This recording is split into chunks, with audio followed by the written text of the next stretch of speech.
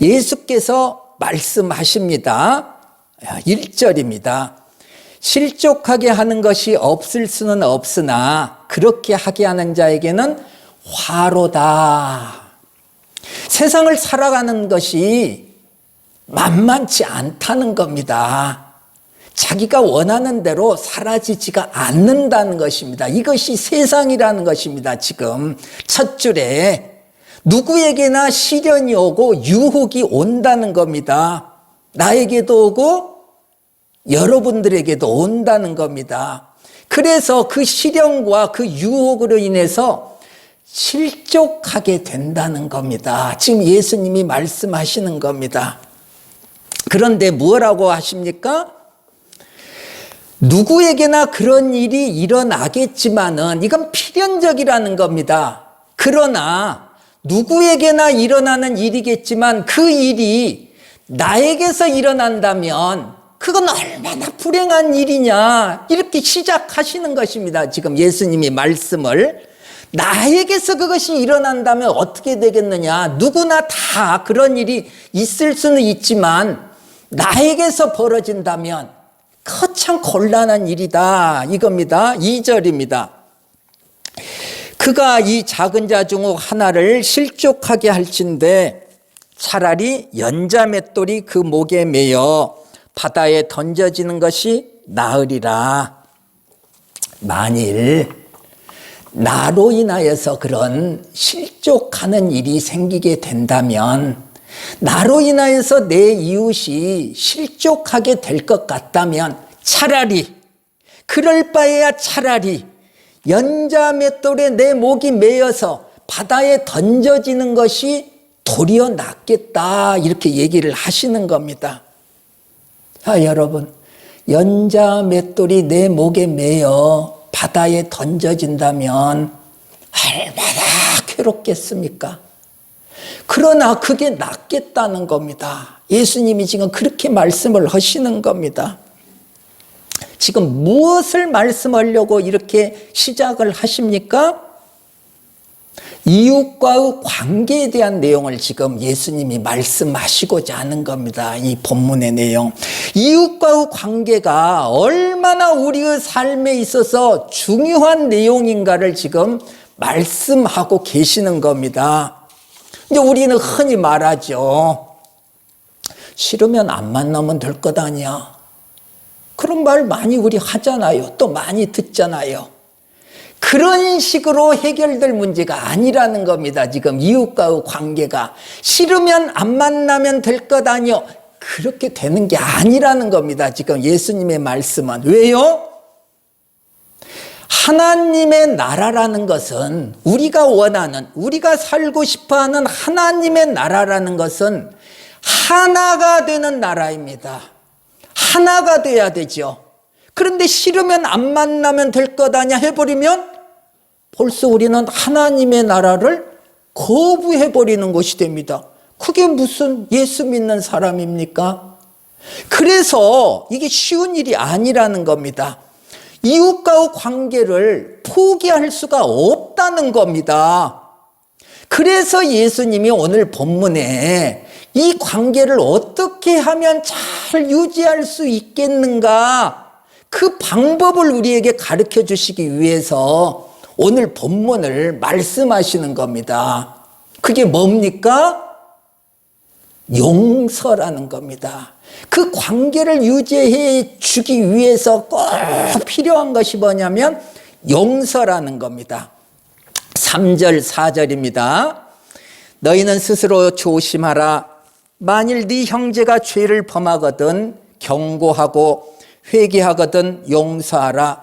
하루에 7번이라도 죄를 짓고 네게 돌아와 내가 회개하도록 하거든 너는 용서하라. 만약에 용서라는 것이 없다면 당연히 관계는 끊어져 버리기 마련이라는 겁니다. 모두가 실족하게 된다는 것입니다. 실족할 것 같으면 아예 연자맷돌 메고 바다로 들어가는 것이 더 나을 정도라고 말씀하시는데, 이 실족이라는 것이 얼마나 무서운 일입니까?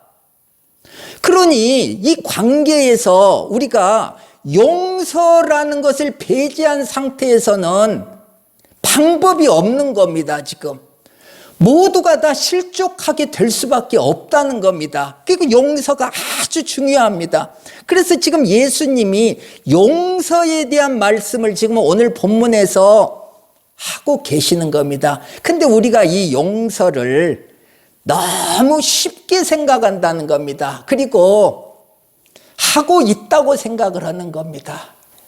그리고 할 수 있다고 생각합니다. 나는 용서를 해봤고 또 나 용서를 받아봤다고 생각하는 겁니다. 나 수십 년 살았으니까 그런 경험이 많이 있다고 생각합니다. 그런데요, 그렇게 쉽지 않은 겁니다. 자, 네가 나머지 물건을 훔쳤다면서, 야 길동아, 너 나머지 물건 훔쳤다면서 그거 나쁜 짓 아니냐? 왜 그랬어? 그럼 안 되잖아. 잘못했어요. 정말 잘못했어요. 그래? 그럼 내가 용서하마. 쉽지요? 요 정도라면 쉽습니다. 근데 용서가 이런 것이 아니라는 겁니다. 이런 수준의 것을 가지고 용서라고 지금 예수님이 말씀하는 것이 아닙니다. 용서는 이런 식으로 쉽게 넘어갈 수가 없는 겁니다. 왜냐? 내가 피해를 입었기 때문입니다. 용서라는 것은. 남이 피해를 입은 것에 대해서는 쉽게 용서를 할 수 있는 거죠. 내 일이 아니니까 얼마든지 너그럽게 용서할 수가 있습니다. 그러나 예수님이 지금 말씀하시는 것은 나의 관계를 말하는 겁니다. 나무 관계 얘기하는 것이 아니니까 내 관계입니다. 내 관계. 내가 피해를 입었습니다. 피해를 입었는데 큰 피해를 입었습니다. 예를 들어 봅니다. 어느 날 친구가 와서 나에게 돈을 빌려달라고 하는 겁니다. 예. 친구니까요. 그래서 좋은 마음으로 이 통장, 저 통장에 있는 돈을 다 긁어 모아서 친구에게 빌려주었습니다. 예? 그런데 약속한 날이 되어도 안 갚는 거예요.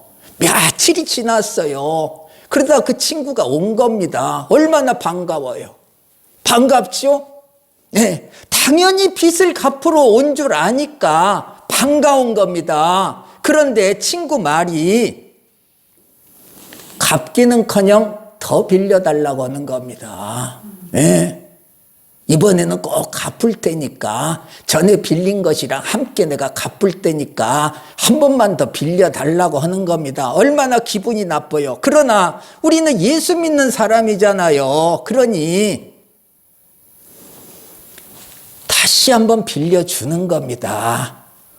나는 이제 내 통장에 있는 거 다 빌려줬으니 이제 내가 아는 다른 지인들에게 가서 사정사정해서 돈을 모아서 빌려주는 겁니다.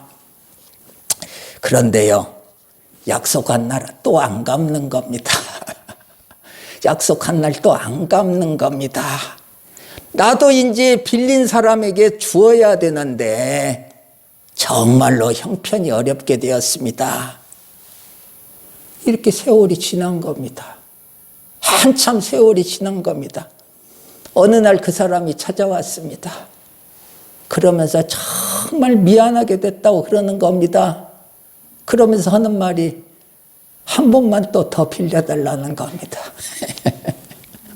자, 보세요. 오늘 본문이 그러지 않습니까? 7번이라도 이렇게 할 수 있겠느냐 그러지 않습니까? 이 친구가 7번을 그렇게 한다고 하면 여러분들은 어떻게 하겠습니까? 다 나가 떨어지죠. 전 나가 떨어집니다. 감당할 수가 없는 거죠. 순식간에 그 친했던 친구가 원수로 바뀌어버리는 겁니다.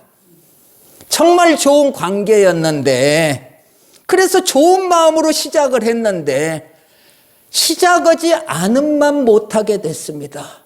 원수가 되어버렸습니다. 본의 아니게 원수가 되어버렸습니다. 그러니 용서라는 것이 없다면 관계를 유지할 수가 없다는 겁니다. 우리들은 언제라도 순식간에 그 관계는 깨어져 버린다는 겁니다.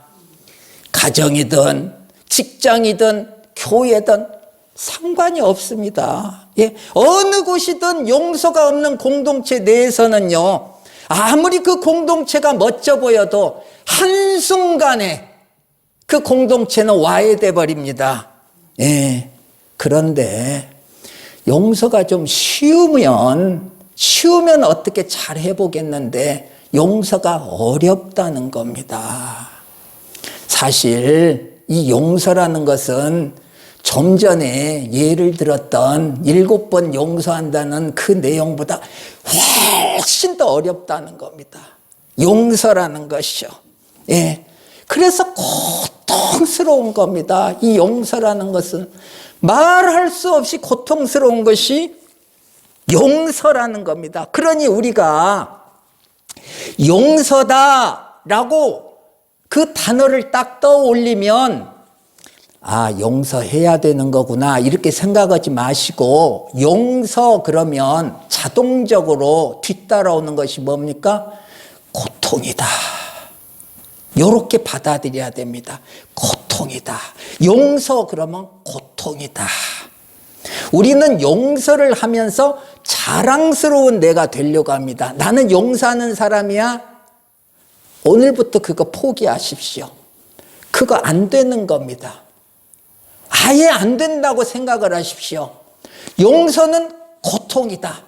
내 가슴을 빗으로 찔러대는 것이다. 용서라는 것은. 이렇게 생각을 하시고 용서에 대한 단어를 받아들이시기 바랍니다. 5절입니다. 사도들이 주께 여짜오되 우리에게 믿음을 더하소서 하니, 사도들이 지금 말합니다. 우리에게 믿음을 더하소서. 뭡니까?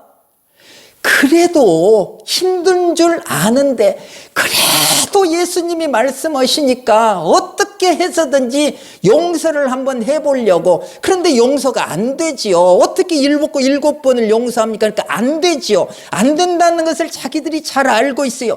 그러니까 그래도 한번 용서해보고 싶어서 주님에게 부탁을 하는 겁니다. 주님, 믿음을 더해주세요.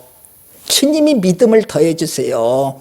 용서하고 싶습니다. 그런데 용서가 안 되니 믿음을 더해주세요. 이렇게 말하는 겁니다. 누가 이 말을 하고 있어요? 우리가 이 말을 하고 있는 겁니다. 우리가 이렇게 지금 살아가고 있잖아요. 여러분들 용서 안 되잖아요. 저도 용서가 안 돼요. 지금 왜 교회가 이렇게 텅텅 비어요?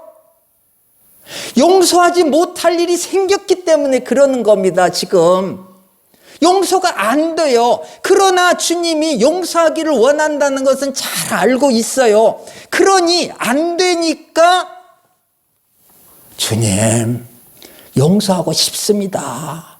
제발 용서할 수 있는 큰 믿음을 주세요라고 기도하고 있는 겁니다. 여러분들도 이 기도를 하잖아요. 수없이 했잖아요.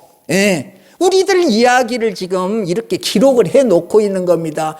그때 그들 이야기가 아니라 지금 우리들 이야기를 이렇게 적어놓고 있는 겁니다.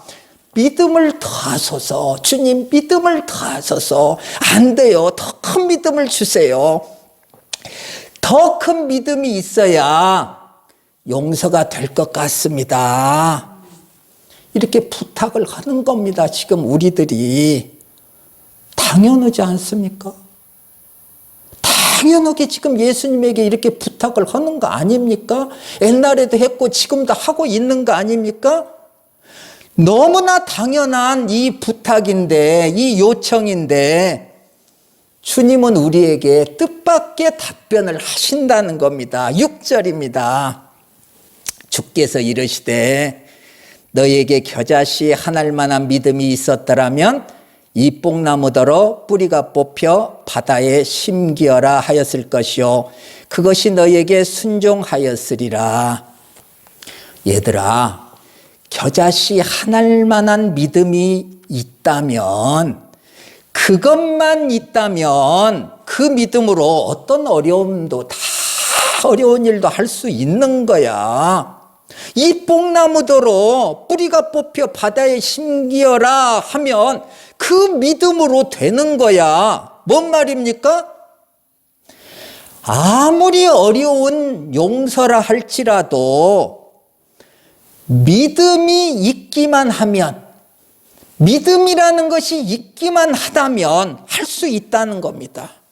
아무리 용서하지 못할 그것도 믿음이라는 것이 있기만 하다면 가능하다는 겁니다. 그 용서가. 큰 믿음이 있어야 용서가 되는 것이 아니라, 믿음이 크고 없고 문제가 아니라 있냐 없냐의 문제라는 겁니다. 어떻습니까? 지금 예수님이 우리에게 그렇게 답변합니다.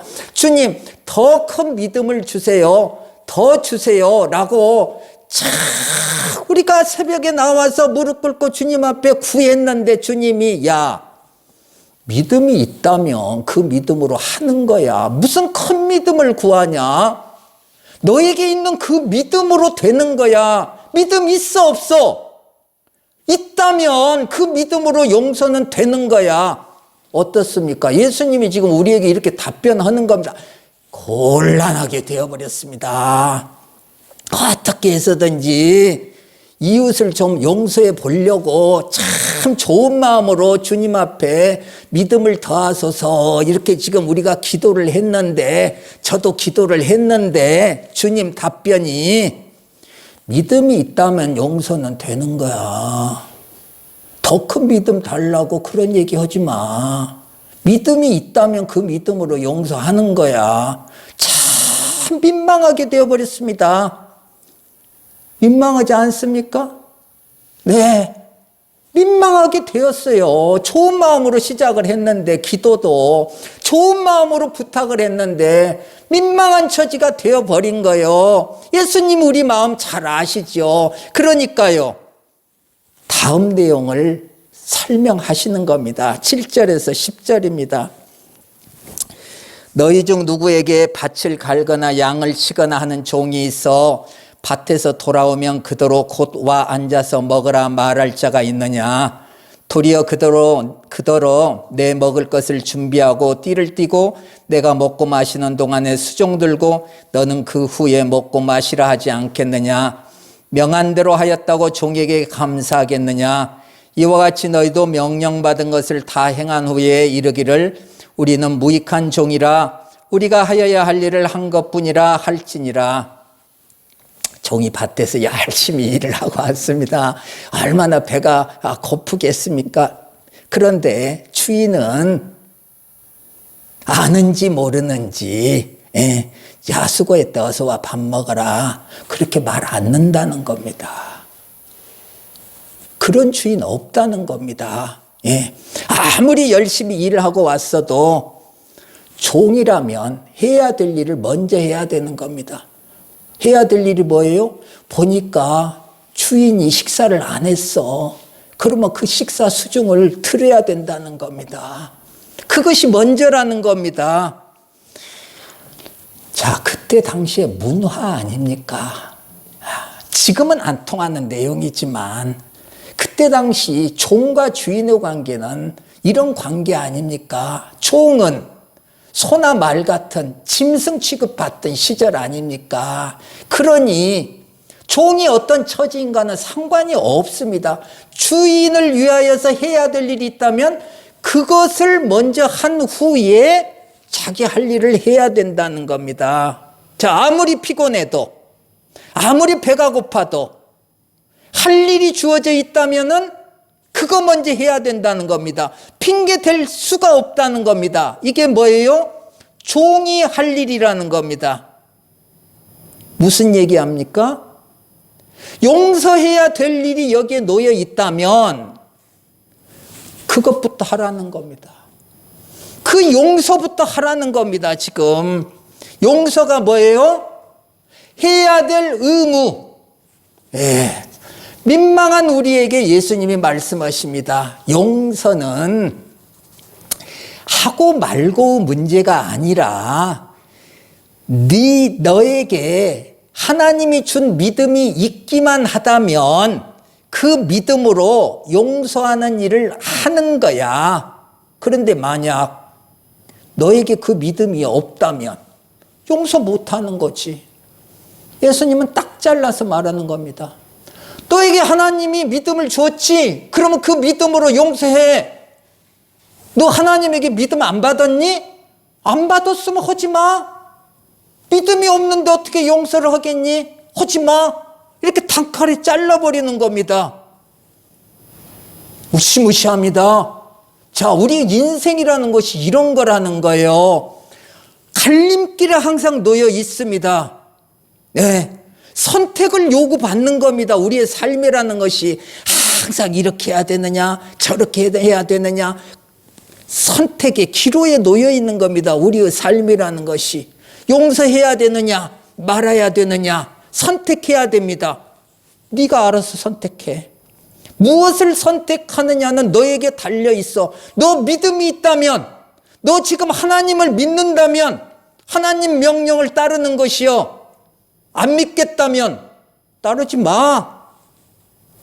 우리가 선택이라는 겁니다. 우리가 하나님을 믿는 자라면, 우리에게 믿음이 있다면 우리는 용서를 선택하는 겁니다. 이게 예수님의 말씀입니다. 왜요? 용서는 의무이기 때문에요. 자, 여러분, 용서는 의무이기 때문에 무조건 해야 되는 것입니다. 이렇게 설교가 끝나면 여러분들은 그 마음이 어떻겠습니까? 그래, 용서는 의무이니까 이 의무를 꼭 행해야지. 그래, 나는 용서를 할 거야. 이렇게 말아버릴 겁니까? 놓치지 말아야 될 것이 딱 하나가 있다는 겁니다. 오늘 이 누가복음 17장의 말씀에는요, 항상 예수 그리스도를 놓쳐버리면 안 됩니다. 당연히 이 용서 이야기가 나왔을 때에도 예수 그리스도라는 것이 항상 접목이 되어 있어야 됩니다. 자, 우리에게 예수님이 왜 오셨냐 이겁니다. 오늘 종려주일입니다. 예수님이 왜, 당신께서 분명히 예루살렘에 들어가면은 십자가에 못 박혀 죽으실 것을 알고 있는데 왜 들어오셨냐 이겁니다. 그런데 지금 이제까지의 설교 가운데서 예수님이 없어요. 지금 예수님이 필요한데 예수님이 지금 없습니다. 이 설교 가운데 항상 예수님이 없이 설교가 맞춰지면 그 설교는 가짜 설교라는 겁니다. 자, 만약에 이렇게 설교가 맞춰져 버리면 뭐하러 예수님이 이 땅에 오셨습니까? 뭐하러 예수님이 십자가에 못 박혀 죽으셨습니까? 이렇게 모든 것이 의무로 주어진다면, 그래서 우리가 아멘 해버린다면 예수님의 이 말씀은 세상의 도덕이나 윤리와 다를 바가 뭐가 있냐 이겁니다. 여기서 멈추면 안 된다는 겁니다. 지금 오늘의 말씀은 그렇게 하라가 아니라, 얘들아, 그렇게 하라 하는 이 말씀에서 멈춰버리면 안 돼. 성경을 그렇게 보면 안 돼. 이렇게 지금 말씀을 하시는 겁니다. 잘 생각해 보십시오, 여러분들. 자, 우리 하나님은 우리를 너무도 잘 알고 계시는 분입니다. 그러니 너무도 하기 어려운 그 일, 그 의무가 우리에게 주어졌습니다. 분명히 하나님이 그 의무를 우리에게 말씀을 하셨습니다. 지키기 어렵다는 것을 알고 있는데 그 하나님이, 지혜이신 하나님이 그 말씀을 우리에게 하셨을 때에는 분명히 나름대로 이유가 있다는 겁니다. 다시 말하면 그 의무로 보이는 그 말씀 속에 비밀이 담겨 있다는 겁니다. 그래서 중요한 것이 무엇이냐? 의무로 보이는 그것을 우리가 행하기 전에 먼저 그 의무 속에 감춰져 있는 비밀을 찾아내는 것이 우선이다 이겁니다. 항상. 자, 그 비밀이 어디에 있습니까? 말씀이신 예수 안에 있는 겁니다. 이 비밀이라는 것이. 그래서 예수가 우리에게는 필요하다는 겁니다. 왜 예수가 필요해요? 하나님이 우리에게 명령하신 그 의무 안에는 감추어진 비밀이 있는데 그 비밀은 예수 안에 있기 때문입니다. 그래서 그 비밀을 찾아내기 위해서 우리에게는 예수가 꼭 필요하다는 겁니다. 당연히 용서하라는 이 의무에도, 당연히 하라고 하는 이 하나님의 말씀 안에도 비밀이 담겨 있습니다. 어디에요? 예수 안에. 예수 안에 이 문제를 해결할 수 있는 비밀이 담겨 있다는 겁니다. 그래서 우리는 예수라는 이 말씀 안에서 용서에 대한 비밀을 찾아내어서 용서를 할 수 있는 내가 돼야 된다는 겁니다. 무대뽀로 가서 내가 용서를 하는 것이 아니라 비밀을 먼저 찾아내야 된다는 겁니다. 그래서 예수님이 종려주일인 오늘 지금 나귀 타고, 나귀 그 말도 아니고 나귀 그 조그마한 거 이렇게 나귀 타면은 그냥 키 큰 사람은 발이 땅에 질질 끌릴 정도로 조그마한 그 나귀 타고 이렇게 쫑쫑쫑쫑 예수님이, 하나님이 지금 이 땅에 이렇게 낮은 자세로 오시는 겁니다. 왜? 그 비밀을 가지고 지금 오시는 거 아닙니까? 그분 안에 지금 수많은 비밀이 지금 담겨 있습니다. 그 중에 하나가 용서라는 비밀도 담겨 있는 거죠. 그 용서의 비밀을 예수 안에서 우리가 찾아내는 겁니다. 그 비밀을 예수님이 우리에게 보여주시기 위해서 지금 오늘 나귀 타고 이렇게 오시는 겁니다. 예루살렘에 지금 오시는 겁니다. 이 비밀이 궁금하지 않습니까? 이 비밀을 발견해 내려고 하지 않고 무조건 용서해라 했을 때 아멘 그렇게 하겠습니다 해버리면은 예수는 아무 일도 못하는 겁니다. 자, 정리합니다. 의무로 보이는 하나님의 모든 말씀 안에는 감추어진 비밀이 있다. 그 비밀을 찾아내는 것이 우선이다.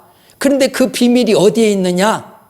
예수 그리스도 안에 담겨 있다. 그러니 우리는 예수 그리스도 안에서 하나님이 우리에게 명령하신 그 의무를 행할 수 있는 그 어떤 비밀을 찾아내는 것이 우선이다.